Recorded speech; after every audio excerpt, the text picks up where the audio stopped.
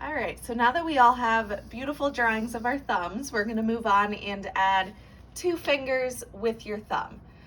So go ahead and hold that off to the side, and same thing, I'm just gonna demo drawing this. So I'm holding my thumb and two fingers like this, really far off to the side so that I'm not looking at my paper. The only time I'm looking at my paper is so that I'm starting in the right spot to give myself plenty of room to draw. So I'm gonna start with my middle finger here, and I'm looking at how this line comes up a little bit wider towards my knuckle and then gets skinnier as I go towards the top of my fingernail.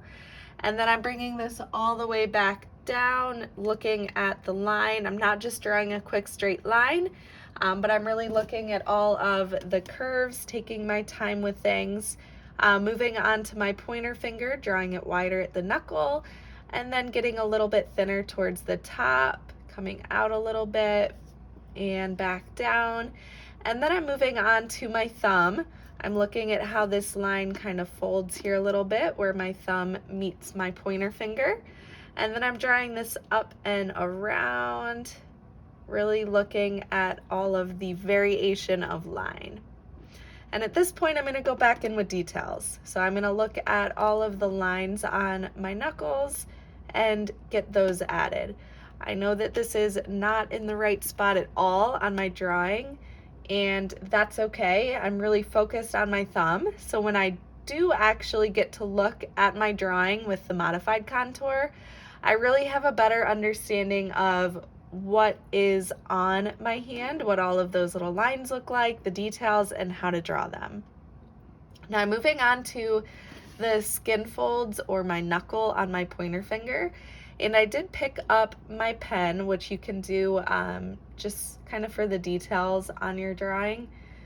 And I'm moving on to the lines or folds of skin on my middle finger, coming down to where the knuckle is, getting all of those little lines added.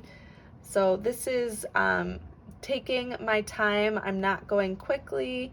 I'm really making sure to add everything that I can. So now I'm adding the fingernails at the top of my middle finger, and then my pointer finger's fingernail, looking at the details on there, and the one on my thumb, which is a little more on the side, and I'm getting that outlined as well.